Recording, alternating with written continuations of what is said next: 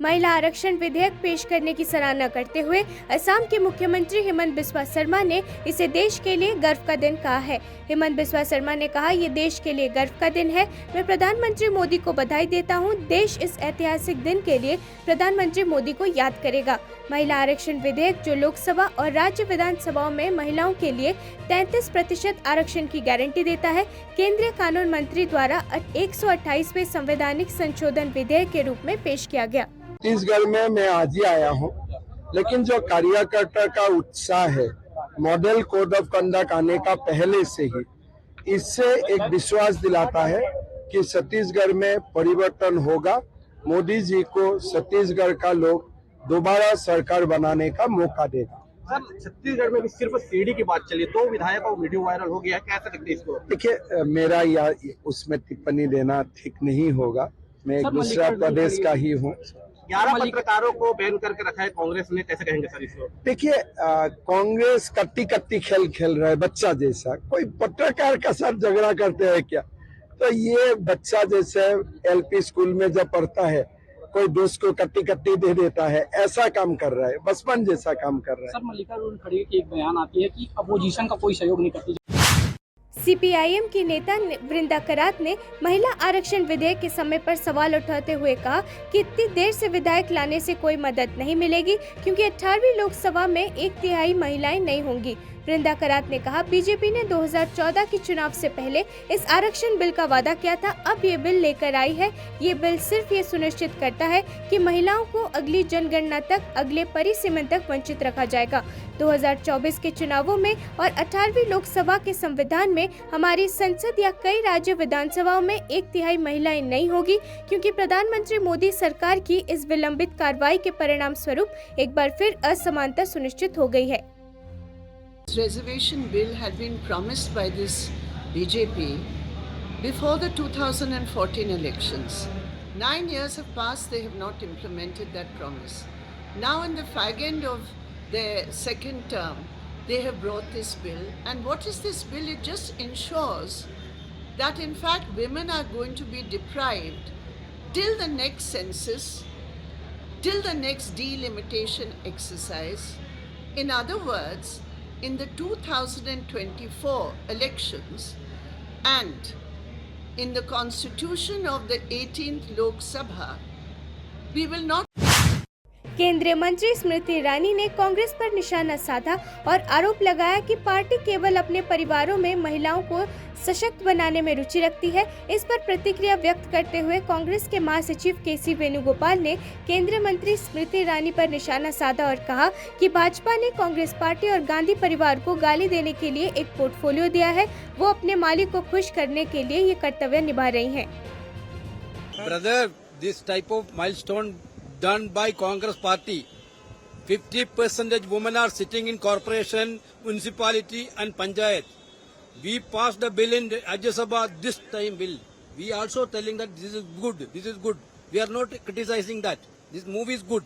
But some clarification we are seeking from the government. When they are going to be in effect? When they are going to be in effect? Number one. Number two, whether the OBC will also get the benefit. Sir, personal attacks on Mrs. Gandhi. महिला आरक्षण bill पर तमिलनाडु के मंत्री उदयनिधि स्टालिन ने बड़ा बयान दिया है।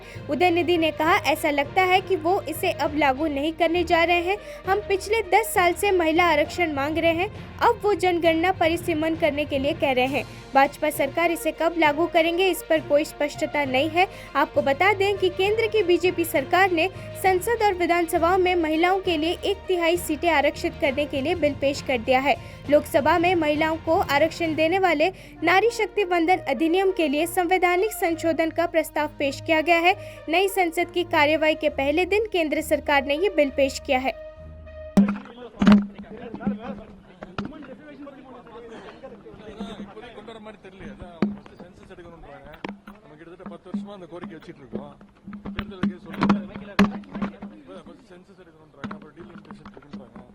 சரியான ஒரு கிளாரிட்டி இல்லையே, எப்போ பண்ண போறாங்க? காவிரி இஷ்யூ சம்பந்தமான சித்தராமையா வந்து டெல்லி போறாரு, சம்பந்தப்பட்ட அமைச்சரை கேளுங்க. எடுத்துட்டு போகல. தமிழ்நாட்டுல தீண்டாமை அதிகமா இருக்குன்னு சொல்லிட்டு கவர்னர் சொல்லிருக்காரு. எப்படி பாக்குறீங்க? ஆமா அதான் சொல்றோம், நாங்க அதான் சொல்றோம், சனாதனத்தை ஒழிக்கணும்னு சொல்றோம். அதுதான் ஜாதி வேறுபாடுகள் இருக்கக்கூடாது. பிறப்பால் ஆமா நம்புறேன். நீங்க நம்புறீங்களா? महिला आरक्षण बिल पर कांग्रेस नेता और राजस्थान के पूर्व डिप्टी सीएम पायलट ने कहा कि जो महिला आरक्षण बिल प्रस्तुत किया गया है उसमें सिर्फ लीप सर्विस दी गई है। ये देश की जनता और कांग्रेस की बहुत पुरानी मांग थी। सचिन पायलट ने कहा कि ये बिल बहुत पहले आ जाना चाहिए था। जो जानकारी मिल रही है उसके हिसाब से ये बिल 2029 में लागू होगा। मोदी सरकार इसे अभी लागू क्यों नहीं कर रही, ये समझ के परे है। सचिन पायलट ने कहा कि बिल तो लेकर आ गए लेकिन लागू करेंगे 6 से 7 साल के बाद। राजस्थान के पूर्व डिप्टी सीएम पायलट ने कहा कि केंद्र सरकार की मंशा ही सही नहीं है। अगर मंशा सही होती तो सब लोगों से बात करते और तत्काल प्रभाव से इसे लागू किया जाता। जो बिल प्रस्तुत किया गया है उसमें बहुत पुरानी मांग देश के लोगों की थी, कांग्रेस पार्टी की थी, हम सब लोगों की थी। उसमें सिर्फ लिप सर्विस दी गई है।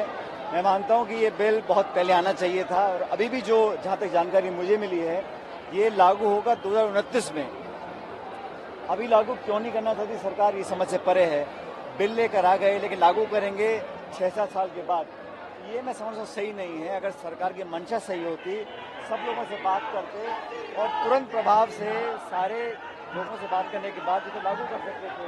तो कहीं ना कहीं मंशा और नियत में कुछ ना कुछ। ओडिशा के जगत सिंहपुर में पारादीप बंदरगाह पर एक नाव पलटने की खबर आ रही है। हादसे में 3 लोग लापता बताए जा रहे हैं। उनकी खोज के लिए अभियान चलाया जा रहा है। जगत सिंहपुर एसपी राहुल पियार ने कहा कि नाव पर 8 लोग सवार थे। हमने 5 लोगों को बचा लिया है, 3 अभी भी लापता है। तलाशी अभियान जारी है।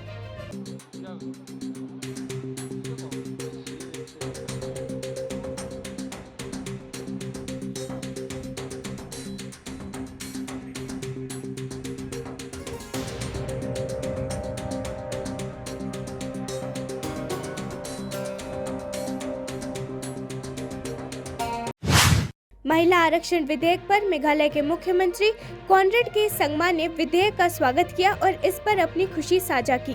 कॉनरेड के संगमा ने कहा, इसे आज संसद में पेश किया जा चुका है। महिला सशक्तिकरण में विश्वास रखने वाले एक व्यक्ति के रूप में मैं इस विधेयक से बहुत खुश हूँ। मैं विधेयक का स्वागत करता हूँ। महिला आरक्षण विधेयक लोकसभा और राज्य विधानसभाओं में महिलाओं के लिए 33% आरक्षण की गारंटी देता है। Already been tabled in the parliament today, and of course, as a matrilineal state and as an individual who believes in women empowerment, I am very happy about the bill as an individual, and I welcome the bill, and I'm sure that this will lead to a very positive, strengthening and representation of women in the parliament and in the assemblies. And of course, as a state also, it's something that I'm sure that the state as a whole will be also acceptable because businessman Mukesh Ambani ने आज गणेश उत्सव धूमधाम से मनाया है। इस मौके पर अंबानी परिवार ने मुंबई में स्थित अपने आलीशान बंगले एंटिलिया पर एक भव्य आयोजन रखा था। यहां गणेश भगवान की मूर्ति स्थापित की गई थी। इस मौके पर अंबानी फैमिली ने राजनीति से लेकर क्रिकेट और फिल्मी दुनिया के दिग्गज सितारों को बुलाया था।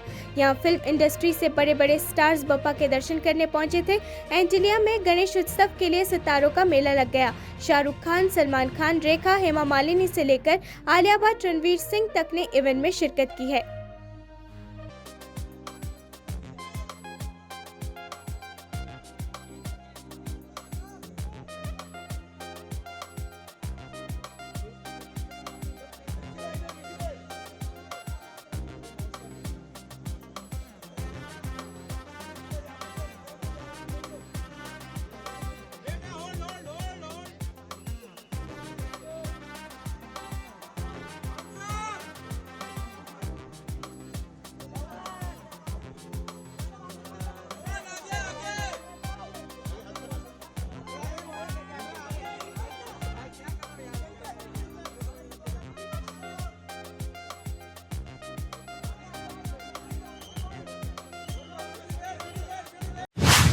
नीलगिरी के चिन्नाकुनूर में सिगुर वन क्षेत्र में मंगलवार को एक और बाघ शाबक मृत पाया गया, जिसे पिछले 3 दिनों में मरने वालों की संख्या 4 हो गई है।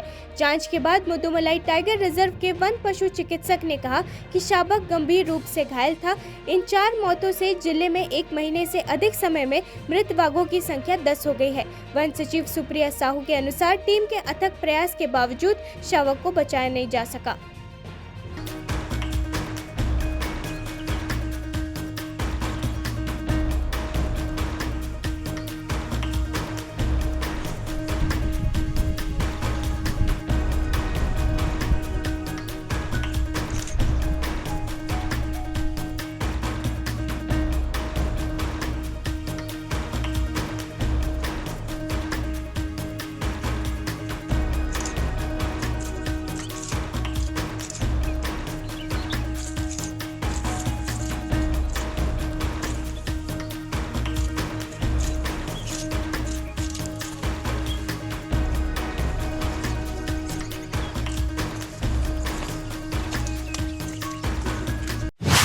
सूरत पुलिस की साइबर सेल ने साइबर धोखाधड़ी से सावधान रहने का संदेश देते हुए भगवान गणेश का एक पंडाल तैयार किया है ताकि लोगों को जागरूक किया जा सके। आपको बता दें कि इस साल गणेश चतुर्थी उत्सव 19 सितंबर से शुरू हुआ और 29 सितंबर तक 10 दिनों तक चलेगा।